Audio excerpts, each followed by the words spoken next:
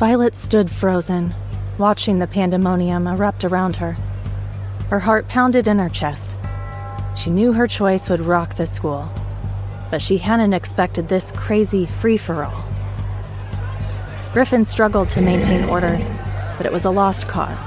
Asher was furious, his rage spreading through his gang like a virus, sparking an instinctive aggression. His wolves took aggressive stances, snarling and showing their teeth, their bodies tense and ready to spring. They were prepared to protect their alpha, to attack anyone who opposed him. On the other side, Roman, who'd taken Asher's punch, wasn't the one looking for payback. It was his gang that wanted to fight. The two gangs might have been friendly before, but they weren't about to let their alpha get attacked without hitting back, especially since Asher had already drawn blood. The tension was thick, with low growls and hisses filling the air, like the start of a huge brawl. The human students were frozen, not sure whether to run or stay put, while others whispered nervously, their eyes darting between the enraged alphas. "Enough!"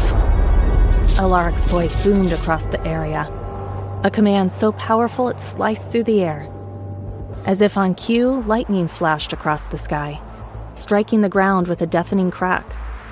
The earth sizzled where the bolt hit, dangerously close to where Asher, Griffin, and Roman stood. The reaction was immediate.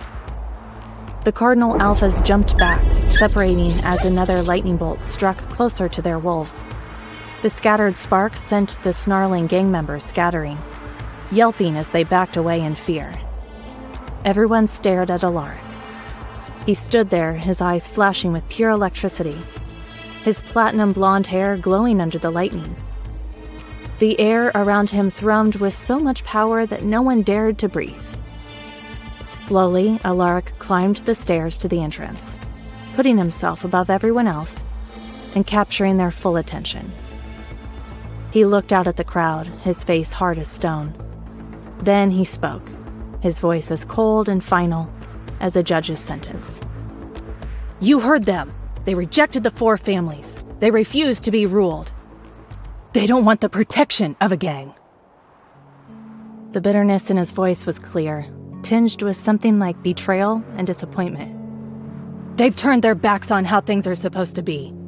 They have no loyalty to the Cardinal Alphas, and we all know what that means." Alaric let his words sink in, his angry gaze sweeping over the crowd, daring them to say it out loud. At first, there was only silence until a single voice whispered, "Rogues." Another voice echoed, louder this time, "Rogues." Then another and another, until, like a dam bursting, the whole school chanted together, their voices full of disgust and condemnation. "Rogues!" The chant echoed across the campus, the judgment heavy and unforgiving. Violet felt her stomach churn. Lily, her face pale, ran a hand over her face. "Shoot, I knew this was a bad idea." Hazel took a step back, eyes wide with panic as one of the werewolves began to circle her. He moved slowly, deliberately, like a predator sizing up its prey. His nostrils flared as he inhaled, and the snarl that followed sent shivers down her spine. "Violet, what's going on?" More wolves joined in, moving in a strange, menacing way, their eyes locked onto Violet, Alice, Hazel, and Lily with open hostility. They weren't just looking. They were marking them as outsiders, treating them like threats. Violet's heart sank as she realized this was a mistake. A huge, irreversible mistake. She knew rejecting the families would make them outcasts, but she never thought it would be this serious. Her decision had branded her and her friends as enemies of the entire school system. And now she stood surrounded by snarling wolves, their eyes burning with the primal need to put the rogues in their place. She looked at Roman, the one who had talked her into this. His expression was hard to read, but something in his eyes told her he knew exactly what he'd done. He had set her up, and now there was no going back. "What does he mean, rogues?"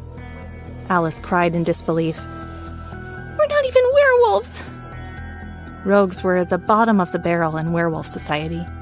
Beasts without a home, wolves without a pack. Some were outcasts, kicked out for breaking their laws.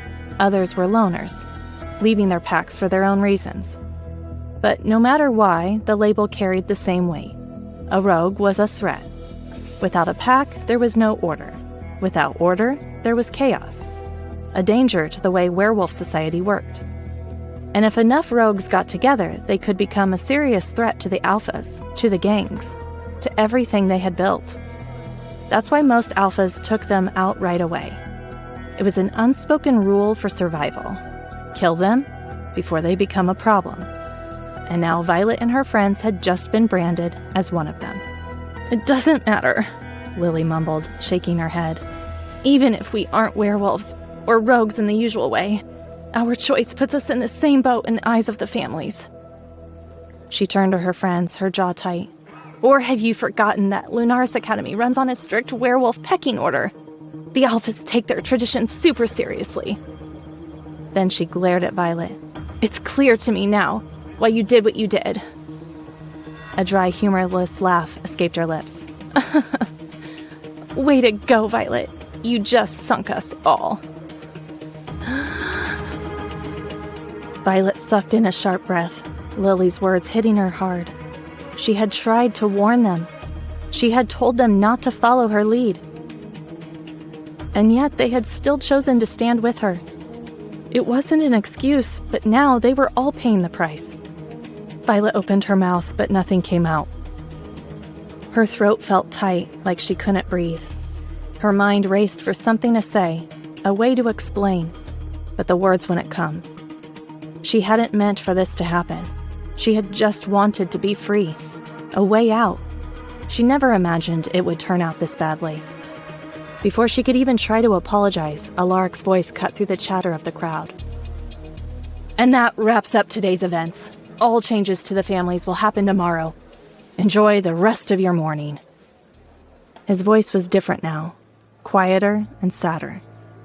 Violet looked up at him, but he had already turned away. His broad shoulders, usually strong and confident, now slumped slightly as he walked off. She had never seen him look so defeated. It was heartbreaking. "No! Alaric, wait!"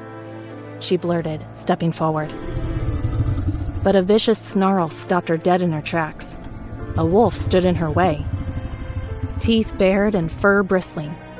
Then Easton Scott, Alaric's second-in-command, stepped out from beside the wolf. "You're not supposed to go near Alaric or any of the Cardinal Alphas now, rogue." His voice was ice cold, his eyes blazing with anger. Violet swallowed hard. "No, Easton, I just need to talk to him one last time." Easton growled, a low rumble in his chest. It was a clear warning. It was useless. There was no way to reason with him. Violet clenched her fists, her nails digging into her palms. Fine. She would find another way to talk to Alaric later. For a long moment, Easton stared her down, his fury plain to see. Then, finally, he turned and walked away, the other wolves following close behind. And just like that, it was over. The students, now that the drama had ended, started to leave. Their judging stares burned into Violet, their whispers cutting through her like knives. The other Cardinal Alphas had left. Not a single one stayed behind. The weight of reality settled heavily on Violet's chest. She was nobody now. No family, no friends, no place to belong. But the night wasn't over. "Well," a smug voice purred, slicing through the silence. "Look at this sad little loser." Violet's stomach churned. She knew that voice. It was Autumn Carson. Autumn stepped forward, a triumphant smirk twisting her lips. The self-proclaimed Queen of Lunaris Academy had never looked so pleased. "Imagine all this time I've been racking my brains, trying to figure out how to ditch you.